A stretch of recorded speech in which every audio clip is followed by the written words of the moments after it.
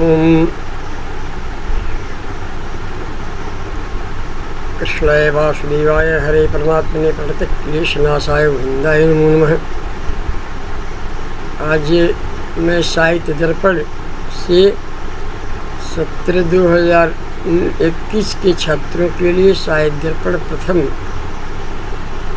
अध्याय से शास्त्री प्रथम वर्षीय छात्रों के लिए कल भी पढ़ा रहा था। आज भी मैं उसी पर अपना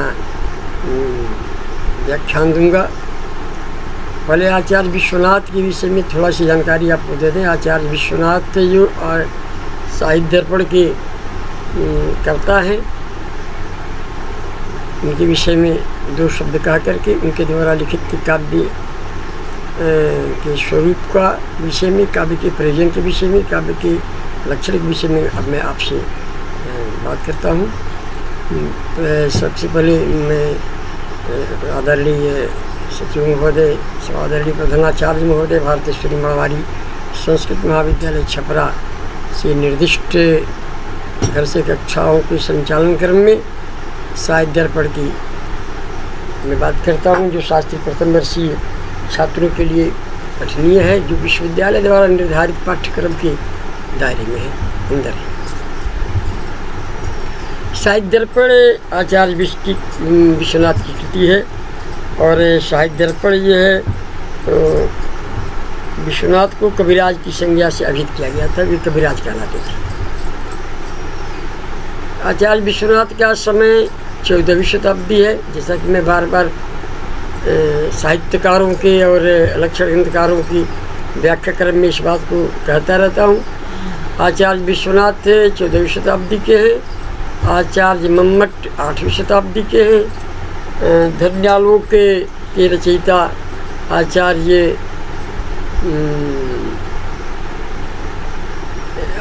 जो है आनंदवर्धन 7वीं शताब्दी के हैं और आनंदवर्धन की पुस्तक धन्यालोक की जो प्रथम टीकाकार हैं वो जो है लोचन टीका जो लिखा है अभिनव उत्पाद पादाचार्य हुए 9वीं शताब्दी में हुए हैं। अभिनव उत्पादाचार्य ने आनंदवर्धनाचार्य की ध्वन्यालोक पर लोचन टीका लिखी है, जो हमको लगता है कि वो आचार्य आनंदवर्धन के ध्वन्यालोक से भी कहीं कठिन है। और लोचन टीका अपने आप में एक लक्षण ग्रंथ के लिए निदर्शन है, उदाहरण है। खैर वस्तु मुझे ध्वन्यालोक से मैंने इसमें मुझे आचार्य विश्वनाथ के विषय में कहना है। आचार्य विश्वनाथ 14वीं शताब्दी में हुए थे। वे उत्कल देशवासी वैष्णव ब्राह्मण थे, उत्कल देश के निवासी थे और वैष्णव ब्राह्मण थे। कहा जाता है कि आचार्य विश्वनाथ 18 भाषाओं के विद्वान थे। 18 भाषाओं को उनका एक छत्र राज्य था। और इनके पिता चंद्रशेखर भी 14 भाषाओं के विद्वान थे। पिता पुत्र दोनों के ही कलिंग नरेश संधि विग्रही के महापात्र उपाधि से विभूषित थे। पिता पुत्र दोनों कलिंग देश नरेश से संधि विग्रही के महापात्र ये उपाधि उन दोनों को मिली थी। इनके पिता को हुए आचार्य विश्वनाथ को। विश्वनाथ कविराज के पितामह का नाम नारायण था। इनके पिता के पितामह का नाम नारायण था। ये भी अपने बड़े विद्वान थे। उन्होंने भी अलंकार शास्त्र पर ग्रंथ लिखा था।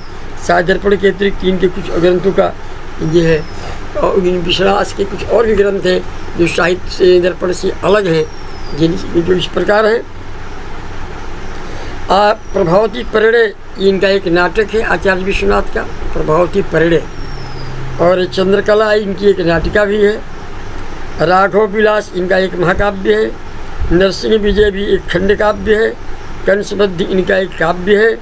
और कुवलया चरितम इनका एक प्रकृति काव्य है। प्रशस्ति रत्नावली 16 भाषाओं में निर्मित इनका एक क्रमभक है। और काव्य प्रकाश दर्पण का प्रकाश इनकी टीका है। अब अपने का प्रकाश पर इन्होंने स्वतः एक काव्य प्रकाश दर्पण नाम की टीका लिखी है। इनके सिवाय साहित्य दर्पण में इन्होंने अपने नाम के से कितने ही पद्यों का उद्धरण किया है और किन किन ग्रंथों में है यह विदित नहीं है। यद्यपि अलंकार शास्त्र पर रचित ग्रंथ अत्यधिक हैं, उसमें भी प्राचीनता की दृष्टि से भामा का काव्यालंकार शुद्धवृत्ति है, दंडिका काव्यादर्श है, आनंदवर्धन ने का जैसा आपने बताया है ध्वन्यालोक है, आचार्य मम्मट का काव्य प्रकाश है। और इस प्रकार नवीन और प्रौढ़ की दृष्टि से 16वीं शताब्दी में प्रादुर्भूत आचार्य पंडितराज जगन्नाथ का रस गंगाधर और अलंकार सार कौस्तुभ आदि ग्रंथ विद्वानों से में बहुत चर्चित है। 16वीं शताब्दी में पंडितराज जगन्नाथ ने सबसे लेटेस्ट जो पुस्तक लिखी अलंकार शास्त्र पर, वह है रस गंगाधर। और यह सत्य है कि काव्य प्रकाश आदि के समान इसमें कतिपय पांडित्य और विरुद्धता नहीं है, परंतु ध्वनि को स्थापित करने में और व्यंजना के प्रतिस्पर्धी अनुमान के खंडन में इनका पांडित्य किसी विद्वान की चमत्कृति से कम नहीं है, ये अपने आप में परिपूर्ण है। साहित्य दर्पण में दृश्य और शब्द काव्य पर पर्याप्त प्रकाश डाला गया है। ये दृश्य काव्य क्या है, श्रव्य काव्य साहित्य दर्पण का वर्ण विषय ही है। ये पहले तुमने प्रारंभ किया है काव्य के प्रयोजन से। काव्य के प्रयोजन के बाद काव्य का लक्षण क्या होता है, काव्य के लक्षण के लिए आचार्य विश्वनाथ ने सर्वप्रथम में आचार्य मम्मट के का जो काव्य लक्षण है, तदोषौ शब्दार्थो सगुणावलंकृति पुनः क्वापि, इसको कहकर और इसका खंडन किया, एक एक पद का खंडन किया है। जैसे अदोषौ शब्दार्थो काव्यम पर उनका जो है खंडन है, सगुणो शब्दार्थो काव्यम पर उनका खंडन है, अनलंकृति पुनः क्वापि इस पर भी उनका खंडन है। यहाँ तक कि वो खंडन करने के क्रम में आचार्य वामन का भी खंडन करते हैं, ध्वन्यालोककार आचार्य आनंदवर्धन के भी काव्य स्वात्मा ध्वनि का भी खंडन करते हैं। और अन्य भी जो अलंकार शास्त्र के विद्वान हैं, अनेक विद्वानों का ही काव्य के लक्षणों का खंडन करते हुए तब लास्ट में अपने काव्य के स्वरूप को वाक्यम रसात्मकम काव्यम कह करके और उसकी व्याख्या करते हैं।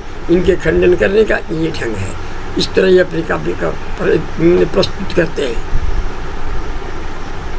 केवल रूपक निरूपण 10 रूपक की में भी अधिक इसमें प्रमेयों का वर्णन है। जो रूपक में 10 रूपक में रूपक का वर्णन किया गया, 10 रूपक तो दरअसल केवल रूपक पर ही आधारित ग्रंथ है। धनंजय का जो 10 रूपक है वह केवल उसी पर आधारित ग्रंथ है, रूपक पर ही। लेकिन उससे भी कम नहीं इन्होंने रूपक जो रूपकम शादवृत्तम रूपकम और रूपक के लिए 18 भेद को उन्होंने दर्शाया है। और उसमें भी ये रूपक भी 18 है, रूपक भी ये 18 इस तरह से उनको जो है नाटकम ख्यातवृत्तम संबंधितम इत्यादि करके विस्तृत व्याख्या उन्होंने किया है 6ठे परिच्छेद में जाकर इस विषय पर है। ये और इन सब कारणों से अलंकार शास्त्र में इनका अत्यधिक प्रचार है। और बंग देश में तो इनका स्वतः बोलबाला है। साहित्य दर्पण पर विश्वनाथ कविराज ने पुत्र अनंत दास की लोचन टीका बहुत प्रौढ़ है। इसमें विषम स्थलों पर पर्याप्त प्रकाश डाला गया है। 1701 में निर्मित रामचरण तर्कबागीश की विवृत्ति, उसी तरह से तर्कालंकार महेश्वर भट्टाचार्य की विज्ञ प्रिया प्रचलित इनकी टीकाएँ हैं। महामहिम हरिदास सिद्धांत बागीश की कुसुम प्रतिभा टीका भी बहुत प्रौढ़ और सर्वांगपूर्ण है।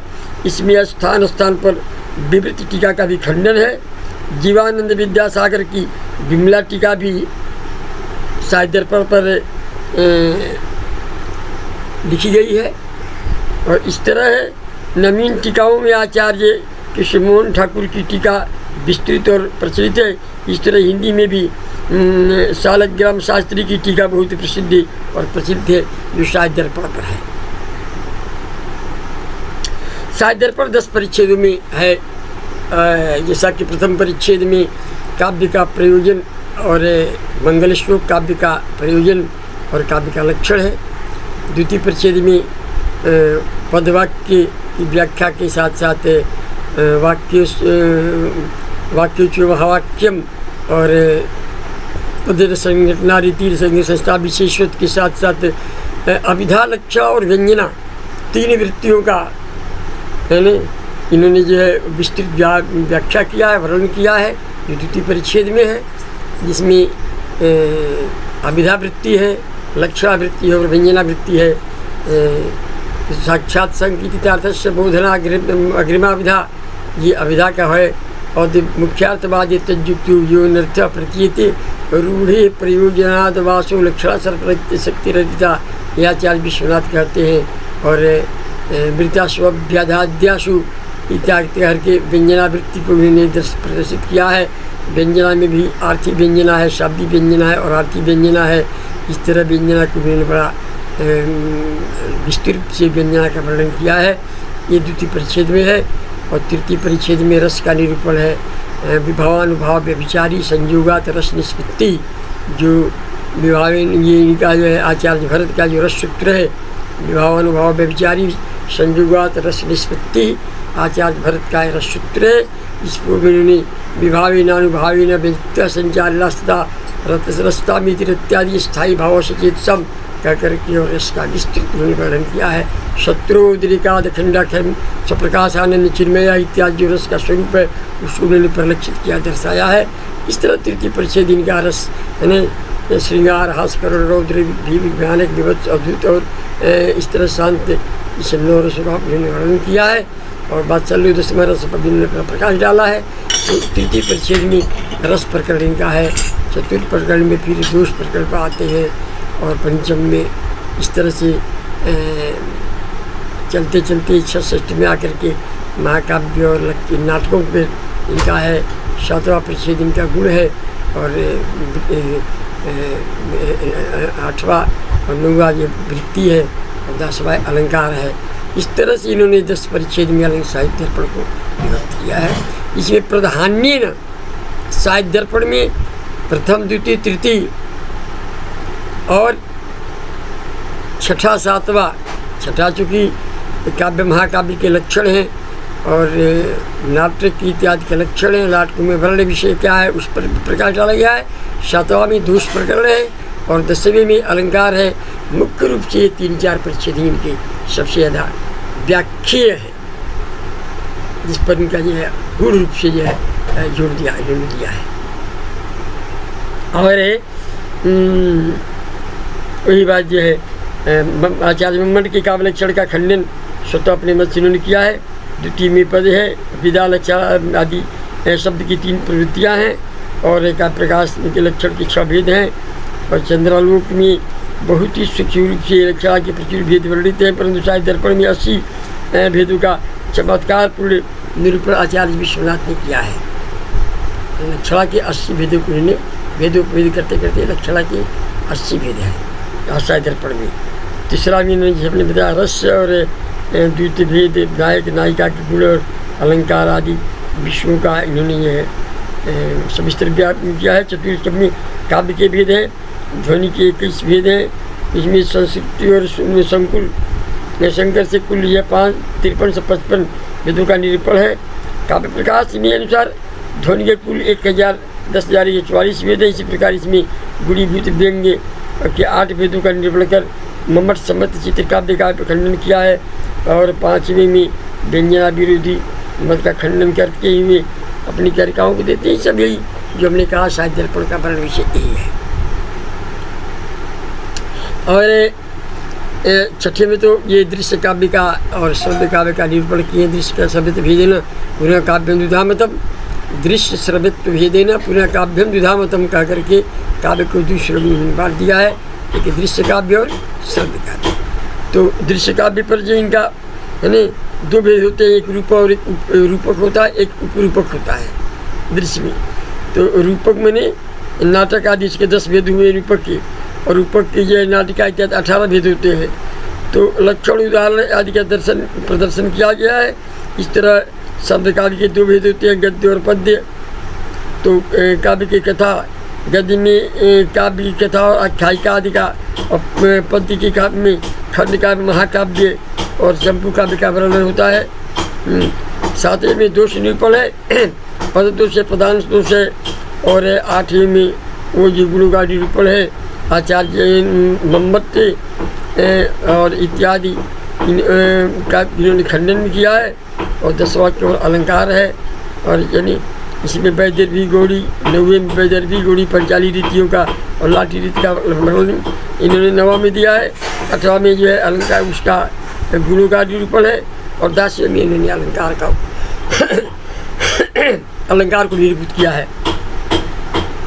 अलंकार में भी जो है शब्द अलंकार और अर्थ अलंकार, हमने पहले बताया आपसे कि शब्द अलंकार में शब्द अलंकार है और अर्थ अलंकार है। तो अर्थ अलंकारों का जो ये संस्कृति है, शंकर है, तीनों वेदों का विस्तार से निरूपण उन्होंने किया है। स्थान स्थल पर अन्य आचार्यों के मत का उन्होंने खंडन भी किया है। ये रहा आपका थ्रो साहित्य दर्पण पर अपना एक मत। साहित्य दर्पण क्या है आपको ये पढ़ना है।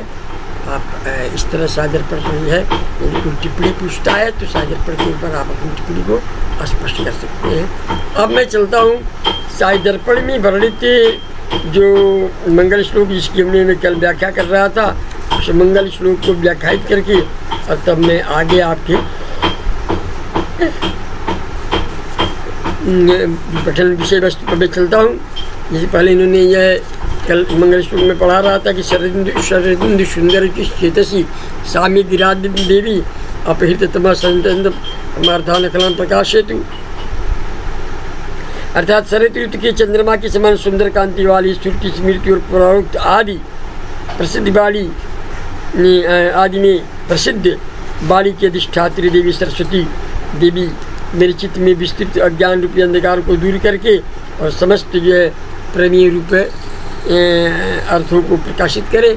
इसमें जो है अखिलान अर्थन का तात्पर्य ये हुआ कि वाच्य लक्ष्य व्यंग्य अर्थान रस्य निरूपणान दोष परिभाषा आदि आदि प्रवृत्ति मम हृदय प्रकाशित अलंकार आदि प्रकाशित इत्यर्थ है। जिन्होंने कहा कि संततम निरंतरम तम अपहृत्य मम हृदयात् तम अज्ञान अंधकारम दूरीकृत्य और संततम निरंतरम अखिलान समस्त वाच्य लक्ष्य व्यंग्यार्थान अलंकार आदीन दोष आदि प्रमेयान प्रकाशित प्रकटीकरोति इत्यर्थ। मेरी दृष्टिकोण से यह लगता है कि मेरी सरस्वती मेरे अंतस्थल में समस्त जो काव्यजन्य जो प्रवृत्तियाँ हैं उनको आप प्रकाशित करें। ये वाक्य क्या है, प्रमेय क्या है, लक्ष्य क्या है, अर्थ क्या है, व्यंग्य क्या है, अलंकार क्या है, दोष क्या है, क्योंकि दोष का निरूपण साहित्य दर्पण का वर्ण विषय रह चुका है, पहले ही से है। यानी तद्दोषो शब्दार्थ विवाद आचार्य मम्मट अपने के काम प्रकाश में करते हैं। आचार्य विश्वनाथ का सबसे पहला अक्षर यदि होता है तो तद्दोषो शब्द होता है, अदोषो शब्दार्थों का।